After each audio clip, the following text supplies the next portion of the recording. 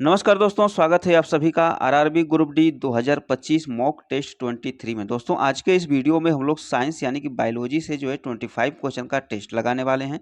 जी हाँ दोस्तों, जो आपका आरआरबी ग्रुप डी का न्यू वैकेंसी आया हुआ है उसमें जो है आपका साइंस से 25 क्वेश्चन आने वाले हैं। तो इस टेस्ट को लास्ट तक लगाइए, इसमें से खुद से कितना सही कर पा रहे हैं वो कमेंट बॉक्स में जरूर बताइएगा। प्रयास ये करिए कि 25 में 25 क्वेश्चन पूरा सही करने का। तो चलिए शुरू कर लेते हैं फर्स्ट क्वेश्चन से। अभी आपका पहला प्रश्न रहेगा, मस्तिष्क के किस भाग में शरीर के ताप को नियंत्रित करने का केंद्र होता है? आंसर करेंगे आप लोग, ऑप्शन आपके सामने है। ये आपका आरआरबी ग्रुप डी में पूछा हुआ प्रश्न है। तो इसका राइट आंसर हो जाएगा option number D, hypothalamus. Okay, hypothalamus जो होता है शरीर के ताप को नियंत्रित करता है। चलिए डिटेल में समझेंगे। इंपॉर्टेंट पॉइंट है इसके, हाइपोथैलेमस में शरीर के ताप को नियंत्रित करने का केंद्र होता है। और हाइपोथैलेमस भूख, प्यास, ताप नियंत्रण, प्यार, घृणा, पसीना, खुशी, गुस्सा इत्यादि पर नियंत्रित करता है। ओके, याद रखेंगे, काफी इंपॉर्टेंट है ये। प्रश्न बनता है यहाँ से। चलिए नेक्स्ट क्वेश्चन का आंसर करेंगे आप लोग। नेक्स्ट क्वेश्चन है आपका, एक मनुष्य स्मृति खो बैठता है, उस मनुष्य के मस्तिष्क का कौन सा भाग प्रभावित हुआ है? आंसर करेंगे आप लोग, ऑप्शन आपके सामने है। तो इसका राइट आंसर हो जाएगा ऑप्शन नंबर ए, प्रमस्तिष्क। Okay, option number A is the right. आपका एनटीपीसी में पूछा हुआ प्रश्न है, डिटेल में समझेंगे। प्रमस्तिष्क, जिसको सेरिब्रम बोलते हैं, प्रभावित होने के कारण व्यक्ति स्मृति यानी कि मेमोरी अपना खो बैठता है। ओके, चलिए नेक्स्ट क्वेश्चन का आंसर करेंगे। अगला प्रश्न रहेगा, न्यूरॉन्स के कोशिकाओं की संख्या सबसे अधिक होती है? बताइए, आंसर करेंगे। ग्रुप डी में पूछा हुआ प्रश्न है। तो इसका राइट आंसर हो जाएगा मस्तिष्क में। Okay, option number A is the right. Okay, detail में देखेंगे। न्यूरॉन्स के कोशिकाओं की संख्या सबसे अधिक मस्तिष्क में होती है। लगभग कितना होती है? तो 100 बिलियन न्यूरॉन्स होते हैं। ओके, डिटेल से समझ लीजिएगा आप लोग। नेक्स्ट क्वेश्चन का आंसर करिएगा। अगला प्रश्न रहेगा, निम्नलिखित में से किस जंतु में तंत्रिका तंत्र होता है परंतु मस्तिष्क नहीं होता है? वेरी वेरी इंपॉर्टेंट क्वेश्चन है। आंसर करेंगे आप लोग, वीवीआई क्वेश्चन है ये आपका ग्रुप डी में पूछा हुआ प्रश्न है। तो इसका राइट आंसर हो जाएगा आपका option number D, hydra. Okay, hydra में जो होता है तंत्रिका तंत्र होता है परंतु मस्तिष्क नहीं होता है। और इसके साथ साथ आप लोग ये भी पॉइंट आप लोग याद रखिएगा कि हाइड्रा में जो होता है ब्लड नहीं होता है। क्या नहीं होता है? ब्लड नहीं होता है, लेकिन ये श्वसन करता है। और श्वसन किसके द्वारा करता है? तो त्वचा द्वारा करता है। ये भी प्रश्न आपका बन सकता है। ओके, और एक पॉइंट यहाँ से ये भी आपको याद रखना है कि यह एक कोशिकीय जीव है। कौन सा जीव है? एक कोशिकीय जीव है। ओके, चलिए नेक्स्ट क्वेश्चन देखेंगे। नेक्स्ट क्वेश्चन रहेगा, मानव त्वचा है क्या है? मानव त्वचा क्या है? एक कोशिका है, एक ऊतक है, एक अंग है, या उपर्युक्त सभी से? तो इसका राइट आंसर हो जाएगा ऑप्शन नंबर सी, एक कोशिका है। ओके, ये आपका आरआरबी ग्रुप डी में पूछा हुआ प्रश्न है। चलिए डिटेल में समझेंगे। मानव त्वचा एक अंग है। ओके, जीवों के रचनात्मक एवं क्रियात्मक इकाई को कोशिका कहते हैं। क्या कहते हैं? कोशिका कहते हैं। प्रश्न आपका ये ऐसे भी बनता है कि मानव शरीर की सबसे छोटी इकाई क्या है? तो आपको आंसर करना है कोशिका यानी कि सेल। ओके, और एक पॉइंट आप लोग ये याद रख लीजिएगा, कोशिका के अध्ययन को क्या कहते हैं? तो साइटोलॉजी कहते हैं। क्या कहते हैं? साइटोलॉजी कहते हैं। ये आपका डायरेक्ट क्वेश्चन बनता है, याद रखेंगे। नेक्स्ट पॉइंट आपको पढ़ना है, कई कोशिकाओं से मिल करके एक ऊतक का निर्माण होता है। ऊतक, ओके, कनेक्टिव टिश्यू जिसको बोलते हैं। कनेक्टिव टिश्यू किसे बोलते हैं? जैसे आपका ब्लड हो गया, ब्लड जैसे कि आपका बॉडी को पूरा कनेक्ट करके रखता है, उसको कनेक्टिव टिश्यू बोलते हैं। ओके, और नेक्स्ट पॉइंट है आपका, कई ऊतक मिल करके एक अंग का निर्माण करते हैं। ओके, जितना भी मैं आपको पॉइंट बता रहा हूँ सबको अच्छे से याद रखिएगा। ओके, चलिए नेक्स्ट क्वेश्चन का आंसर करिएगा। नेत्रदान में दाता के आंख का कौन सा भाग प्रत्यारोपित किया जाता है? आंसर करेंगे। तो इसका राइट आंसर हो जाएगा आपका cornea. Okay, option number A is the right. ये आपका ग्रुप डी में पूछ दिया है प्रश्न। नेक्स्ट इंपॉर्टेंट पॉइंट देखिएगा, नेत्रदान में दाता की आंख का कार्निया प्रत्यारोपित किया जाता है।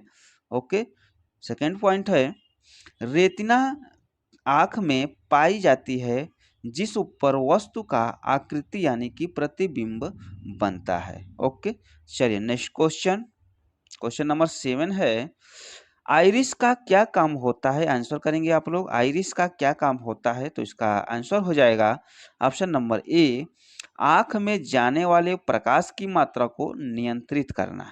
Okay, option number A is the right हो जाएगा। डिटेल में समझेंगे, इंपॉर्टेंट पॉइंट है, आंख में जाने वाले प्रकाश की मात्रा को नियंत्रित करना आइरिस का काम होता है। ओके, नेक्स्ट पॉइंट है, पुतली के द्वारा प्रकाश नेत्र लेंस में जाता है, याद रखिएगा।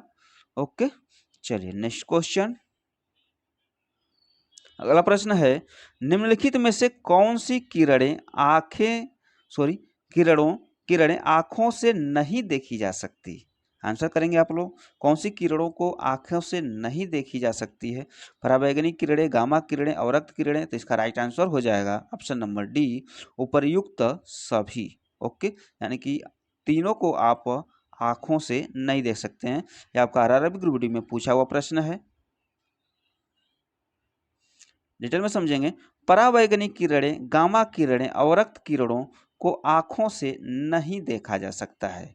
ओके, चलिए नेक्स्ट क्वेश्चन, अगला प्रश्न का आंसर करेंगे, आंख के लेंस में के धुंधला हो जाने को क्या कहते हैं? आंसर करेंगे, आंख के लेंस को धुंधला हो जाने को क्या कहते हैं? अगर आंख का लेंस धुंधला हो जाता है तो उसको क्या कहा जाता है? तो उसको जो होता है मोतियाबिंद कहते हैं। ऑप्शन नंबर सी हो जाएगा बिल्कुल राइट। ओके, ये आपका आरआरबी ग्रुप डी में पूछा हुआ प्रश्न है। नेक्स्ट क्वेश्चन देखेंगे, न्यूरॉन इकाई है, न्यूरॉन इकाई है, किसका इकाई है? आंसर करिएगा आप लोग। तो इसका राइट आंसर हो जाएगा तंत्रिका तंत्र। ओके, तंत्रिका तंत्र का इकाई है, ऑप्शन नंबर सी हो जाएगा राइट। चलिए नेक्स्ट क्वेश्चन,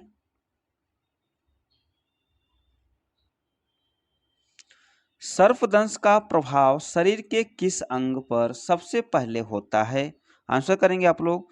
तो इसका राइट आंसर हो जाएगा तंत्रिका तंत्र पर, option number C is the right. ये आपका आरआरबी ग्रुप डी में पूछा हुआ प्रश्न है। ओके, अगर सांप काट लेता है तो सबसे पहले प्रभाव किस पे डालता है? तो तंत्रिका तंत्र पे प्रभाव पड़ता है। ओके, चलिए नेक्स्ट क्वेश्चन, मानव त्वचा बिना छाल पड़े अधिकतम कितना तापमान सह सकता है? आंसर करेंगे। तो इसका राइट आंसर हो जाएगा आपका ऑप्शन नंबर ए, 40 डिग्री सेंटीग्रेड। ओके, आपका आरआरबी ग्रुप डी में पूछा हुआ प्रश्न है, मानव त्वचा बिना छाले पड़े अधिकतम 40 डिग्री सेंटीग्रेड तापमान सह सकता है। ओके, नेक्स्ट क्वेश्चन रहेगा, एक व्यक्ति की भूरी आंखें, नीली आंखें या काली आंखें, इनमें से किस में विशेष रंजक की मौजूदगी के कारण होता है? आंसर करेंगे। तो इसका राइट आंसर हो जाएगा आइरिस में। Okay, option number C is the right. ये आपका आरआरबी ग्रुप डी में पूछा हुआ प्रश्न है।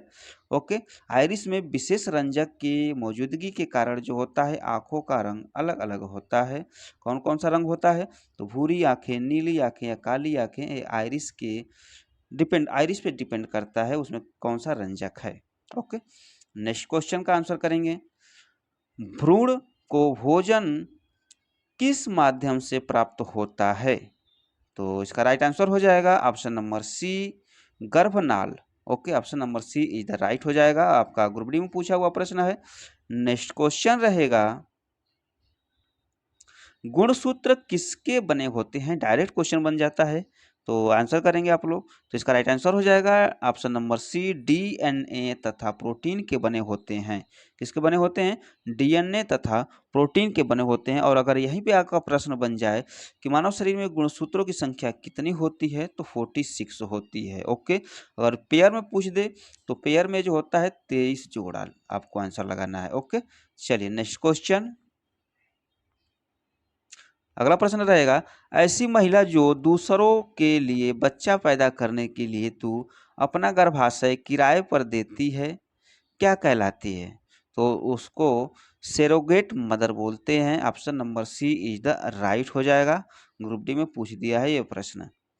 अगला प्रश्न पर आंसर करिएगा, एंटी रेबीज का टीका कब दिया जाता है? बताइए, एंटी रेबीज का टीका कब दिया जाता है? तो कुत्ता के काटने पर दिया जाता है। ओके, कुत्ता के काटने पर जो होता है एंटी रेबीज का टीका दिया जाता है।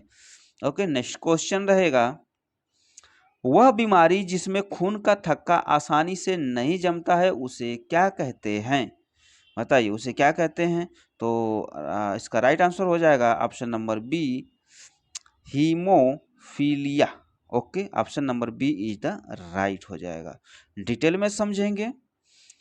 हीमोफीलिया एक आनुवंशिक रोग है। ये क्वेश्चन बन जाता है, याद रखिएगा, डायरेक्ट क्वेश्चन बन जाता है। तो याद रखना है आपको, हीमोफीलिया क्या है? एक आनुवंशिक रोग है। इस रोग में खून का थक्का आसानी से नहीं जमता है। ओके, नेक्स्ट पॉइंट है, यह बीमारी सर्वप्रथम रानी विक्टोरिया में पाया गया है, इसलिए यह बीमारी को रॉयल डिजीज भी कहा जाता है। ओके, चलिए नेक्स्ट क्वेश्चन, सूर्य के प्रकाश से परावैंगनिक विकिरण की क्रिया से क्या उत्पन्न होता है? तो इसका राइट आंसर हो जाएगा ऑप्शन नंबर बी, ओजोन। इसका फार्मूला होता है O3। ओके, याद रखिएगा, ग्रुप डी में पूछा हुआ प्रश्न है। इंपॉर्टेंट पॉइंट, सबसे अधिक प्रदूषण कार्बन मोनोऑक्साइड CO से होता है। ओके, डायरेक्ट क्वेश्चन बनता है, याद रखिएगा। नेक्स्ट क्वेश्चन, जीवों तथा वातावरण के पारस्परिक संबंधों का अध्ययन कहलाता है, क्या कहलाता है? तो इसका राइट आंसर हो जाएगा इकोलॉजी कहलाता है। क्या कहलाता है? इकोलॉजी कहलाता है। ऑप्शन नंबर बी हो जाएगा राइट। ओके, नेक्स्ट क्वेश्चन रहेगा, निम्नलिखित जानवरों में से कौन सा सरीसृप वर्ग से संबंधित नहीं है? ओके, तो इसका राइट आंसर हो जाएगा मेढक। Option number B is the right. क्यों? क्योंकि ये जो होता है जंप करके चलता है। अगर ये पूछ दे कि मेढक जो है किस वर्ग से संबंधित है, तो ये जो है उभयचर वर्ग से संबंधित है। किससे संबंधित है? उभयचर वर्ग से संबंधित है। और जो जानवर जो होता है रेंग करके चलते हैं वो सरीसृप वर्ग से संबंधित होते हैं। ओके, याद रखिएगा, मेढक जो कैसे चलता है? तो ये जंप करके चलता है। ओके, नेक्स्ट क्वेश्चन, जल क्रांति कहाँ होती है? बताइए, आंसर करिए। तो इसका राइट आंसर हो जाएगा, जल क्रांति जो है चिकनी मिट्टी में होती है। Option number A is the right हो जाएगा। नेक्स्ट क्वेश्चन का आंसर करिएगा, पादपों को मिट्टी से जो जल मिलता है वह है, क्या है? तो वह है केशिका जल। Option number C is the right हो जाएगा। नेक्स्ट क्वेश्चन, क्वेश्चन नंबर 24 है, पादप जो चट्टानों की सतह पर उगते हैं क्या कहलाती हैं? बताइए, आंसर करिए आप लोग। तो इसको क्या कहते हैं? तो लिम्फोसाइट कहते हैं। Option number A is the right. और यहीं पे अगर प्रश्न पूछ दे कि क्रिप्टोसाइट किसे कहते हैं, तो ये जो होता है पादपों पे पाए जाने वाले शैवालों को क्रिप्टोफाइट कहते हैं। Okay, next question, question number 25 रहेगा, नदियों, तालाबों आदि में पाए जाने वाले जलीय हरे पौधों को कहा जाता है, तो उसको क्या कहते हैं? तो उसको जो होता है शैवाल कहते हैं। ऑप्शन नंबर बी हो जाएगा राइट। आपका आरआरबी ग्रुप डी में पूछा हुआ प्रश्न है। ओके, चलिए 25 क्वेश्चन ओके हो गया। आप इसमें से खुद से कितना सही कर पाए हैं वो कमेंट बॉक्स में जरूर बताइएगा।